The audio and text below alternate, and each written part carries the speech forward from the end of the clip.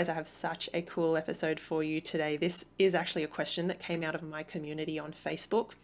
I know a lot of you are in the Let's Raise Emotionally Intelligent Kids group, and so I thank you for that. And you guys are probably loving the posts that we put up all the time, every day.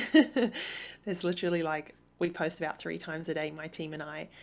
And I remember just before or around the time I started this podcast, I said, what are some questions you want me to answer? What are those burning questions or those things that are frustrating you? Why does my child do this? What do I do when they won't do that? Anyway, so one really great question came up a few times, and this is actually something that I help coach a lot of parents on because it is such a common and sometimes very frazzling and frustrating thing that we experience as parents. So the question that came out from the Facebook group was, what do you do when you and your partner are on different pages of the parenting book? And I've had parents who literally explain to me that they are on different pages of different books at opposite ends of the library, and they are so far apart in their parenting approach, and it kills them. And so I want to say, firstly, I'm with you guys. I am so with you because I've experienced that. My husband and I came from totally different approaches, and we saw things so differently. And it was and is still a journey. We're still finding out about each other and our values and the way we see things and how to get on the same page. We have moments as well, just like everyone.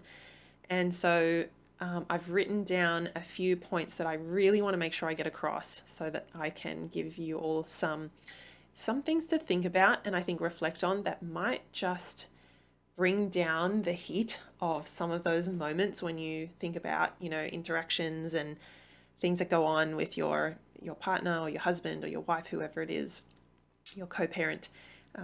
And yeah, I really want to, I think this is going to be really helpful. So as I said, this question came from Facebook, so please, always send me your questions. I would love to answer them on here. And in time, in the new year, we're going to have on some pretty incredible guest speakers on the podcast, so that's exciting. But send me questions. I would love to be able to answer them as best I can. I'm not going to say I'm an expert and will answer perfectly every question. So probably as we go, I'm going to be talking about, partner / co-parent / husband, wife, spouse, ex, all of that kind of language. You guys know I'm basically talking about the other parent in the relationship or the other caregiver. There's so many terms.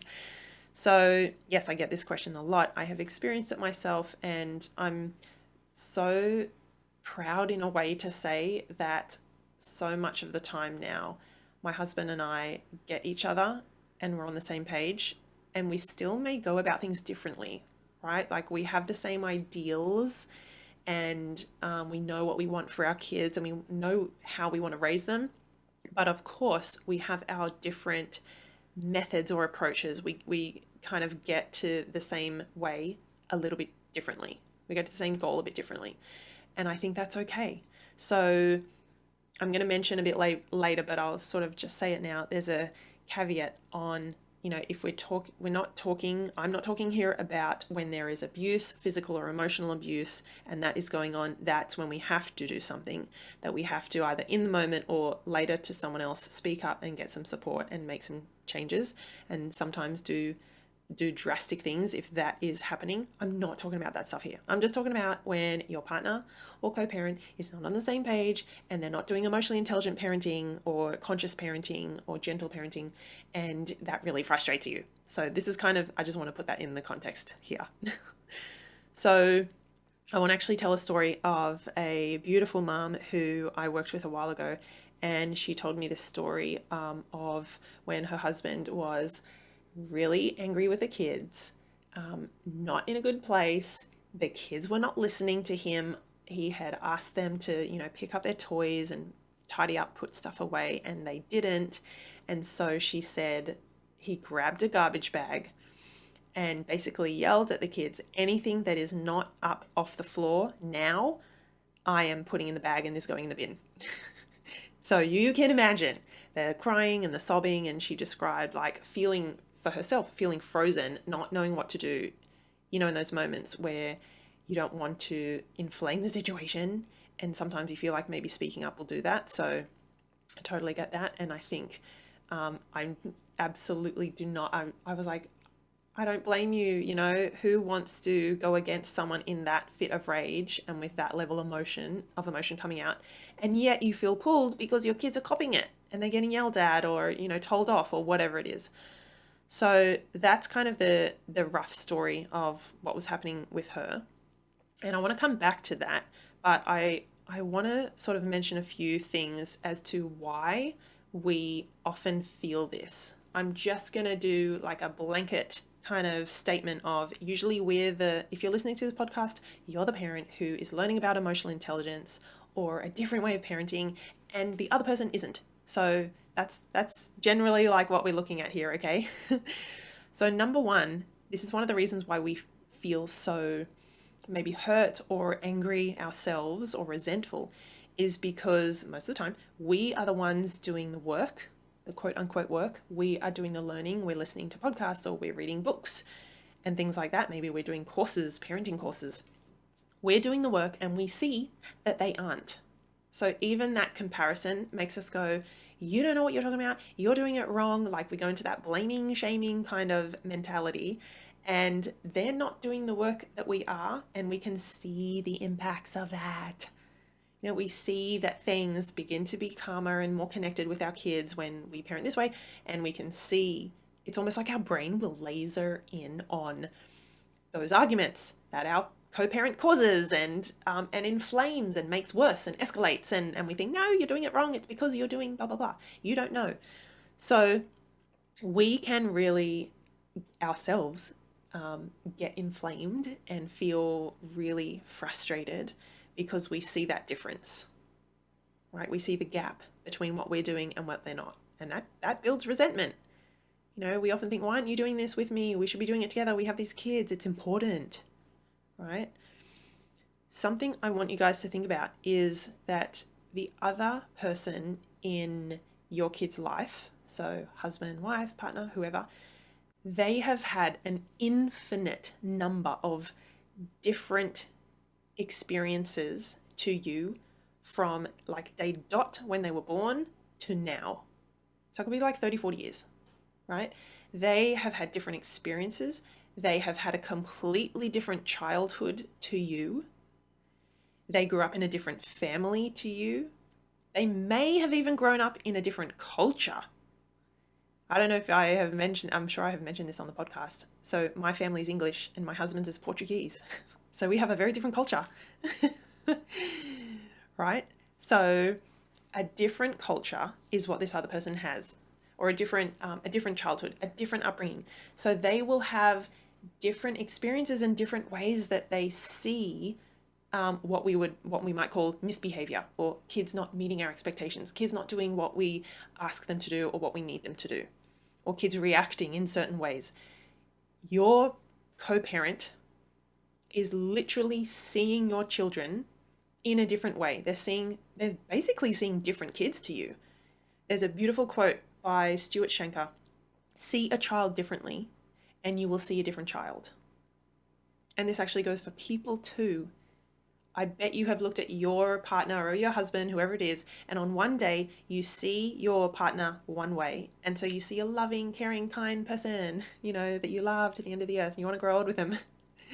And on another day, or even in another moment, something happens or they do something, or you're in a terrible mood, and then you see the same person in a very different way. They're lazy, they don't help me, they never think of me, it's all on my shoulders, you know. And then you see a rude, lazy husband, I don't know, that you don't want to grow old with. So it is so true for our kids that when we see a child differently, we will literally see a different child. And no surprises that the person who, I think of this for me, I have done a lot of work, a lot of learning. I've trained, I've got certifications. You know, I did a 4-year university degree in speech pathology. So a lot about child development, a lot about the brain, a lot about communication.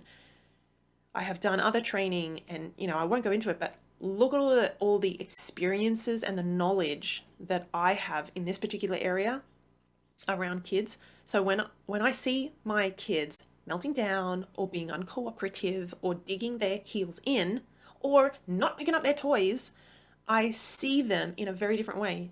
Well, I did to what my husband did. Now, as I said, we're much more on the same page. A lot of parents are not, because one parent will be doing this work, the other hasn't. And so, of course, how could that other parent see the situation the same as us and then respond similarly to us? It's wild. Why would they? They wouldn't. Of course, they're going to see a rude, bratty little kid who needs punishment. Maybe because that was the way they were raised and that, quote unquote, worked for them. They turned out fine. It wasn't a big deal. That's just how things were. Everyone does it. And they're not looking in the research and at all the new information and the outcomes of the fact that a lot of people now are in therapy or are not dealing with their emotions and are breaking up and marriages are breaking down and all that stuff. No wonder they don't see that. And so they're not going to respond the same way as we do. I know I'm harping on about this, but I kind of want to drill it in. I hope it makes sense, because the thing is, as I said, that if our partner saw our kids the same way that we did, they would see them differently, they would respond differently, that expectation gap would close a little bit, they would be more helpful, compassionate. If we saw our partner that way, if we understood about all this stuff I'm talking about and explaining about, oh my God, no wonder we would start to see them differently as a person, maybe an adult who is doing the best that they can with the level of knowledge that they have for the circumstances that they're in. That's another big thing, right? The circumstances that we're in. I want to go back to that story in a moment of the wife and the husband and the garbage bags and the toys. And so the mum had said to me, she went to him, she didn't interrupt and intervene because she knew, or she felt that would have been, exploded the situation. However, she spoke to her kids and she said to help them and help them understand. And she said, later, I went to go see my husband, and he was quiet, he was exhausted, he was resting, he did not look in a good mood. And she said, I simply put my hand on his shoulder and she said something like, I love you. Like something really, it wasn't about the garbage bags and the toys. It wasn't about how dare you get your shit together. It wasn't that. But it was just really this compassionate, like, this is not you. We'll get through this and we'll talk about this. That kind of, hey, I'm on your team. And again, I go back to that caveat. That is not, it's probably not how we're going to deal with if there's, abuse and things that we really need to work on and change. But in moments where maybe you're just on a different page and your, like I said, partner is making different decisions and to you, how can we meet that with love? I'm going to get more in depth into this in a moment, but how can we not get them to put their walls up and just argue and clash? Because that never works. And she said the next day he was remorseful. He apologized. He explained that wasn't okay. I had so much on at work and all these things were going, everything that could go wrong did go wrong. And so again, it's not to excuse it, but it's to say, look what happened. We all have those moments when the world is crashing down, everything is black, and we, can't get out under the rock. So sometimes just giving some compassion and then working through it and having conversation and problem solving and what can we do next time, blah, blah, blah. We all know that stuff, right? So a couple of things I want you guys to take away is that we all genuinely believe our way is the right way, right? I do, and you do, and your partner does. So we have those beliefs that we cling to because that is how our brain works.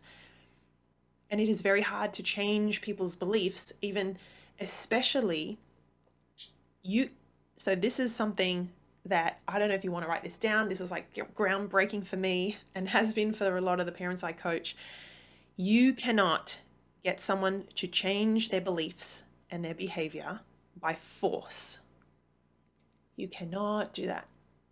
It will not work. You will hit up against a brick wall, like a solid rock.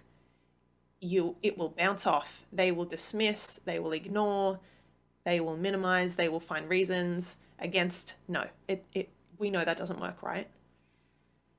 And I want you to think about what you truly believe to be right.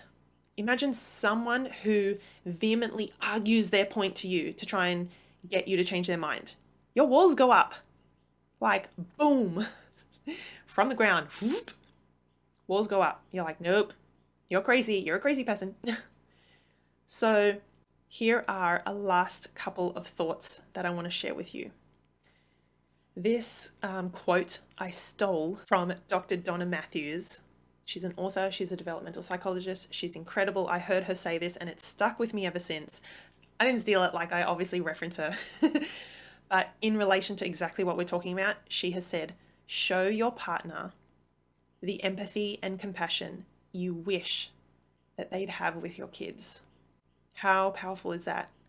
Show your partner the empathy and compassion that you wish they would have with your kids. So when they are erupting, or when they're being too harsh, or when they're punishing them, or they're telling them off, or they're making fun of their emotions, or doing those things that you're like, no, stop it, like how dare you, you are so wrong, like what is wrong with you? Come back to that. I think come back to that quote. It is so powerful.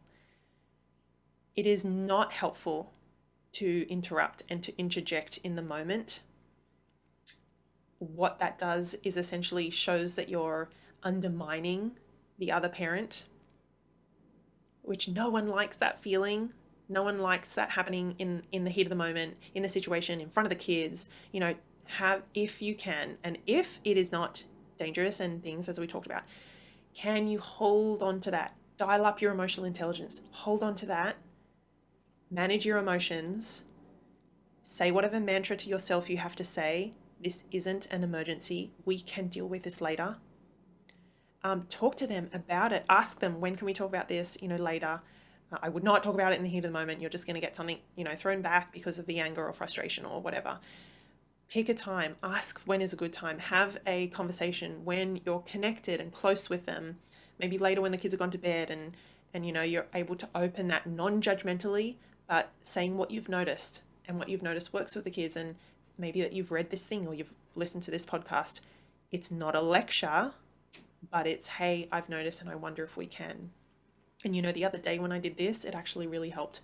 So there are ways in which we can bring some awareness to that other person, but in a really non-judgmental, sharing, curious way, not from the place of I'm going to do this and try and get you to change your mind and get you onto my side. No. Sometimes we just have to accept that we are different people. We have different methods and different approaches. And on the whole, like overall, your kids will be okay. We are not aiming for perfect parenting here. We are not aiming for a perfect childhood. I'm sorry it doesn't exist. I had to swallow that pill myself. Even with the work I'm doing and all the stuff I do around parenting and emotional intelligence, I know that in a few years when my kids are older, they're going to be like, Mom, why did you do that? And that hurt me and you never realized. And I'll be like, oh, I thought I was doing good. So we've got to let that go.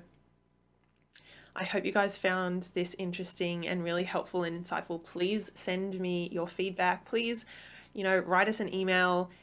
You can send it to hello@stephaniepinto.com. So that's super easy. Just send it through. If you have questions for the podcast, please send them there or put them in the Facebook group. I'm going to do my best to answer a bunch. And I think that's going to be really helpful because no surprises, a lot of us have the same struggles and challenges as other people, no matter where in the world you are. So send those through. And just quickly before I finish up, if you have not been on the resources page of my website, holy moly, you need to get on there. We have a bunch of free resources, a bunch of resources that are about $5 Australian. That's Australian. So it's like, I don't know, $3, $4 US. There are some that are $10. A lot of them are on sale. There are checklists, there are parent guides, there are posters. I've got affirmations for kids, how to diffuse meltdowns, help, I'm a shouty parent, what do I do when my kids are hitting, how to raise emotionally intelligent kids, and a lot of great, amazing other resources that, as I said, are super cheap, if not free, and you can download them, save them, print them as many times as you like, and they are really, really powerful. I like jam-pack them with information. So go on my website, have a look for those. I'll put the link in the show notes. It's just stephaniepinto.com/resources. So again, a really easy link. Jump on there, have a look around, and I invite you to see what calls out to you, download them, and let me know if you love them. All right, have a great day, guys.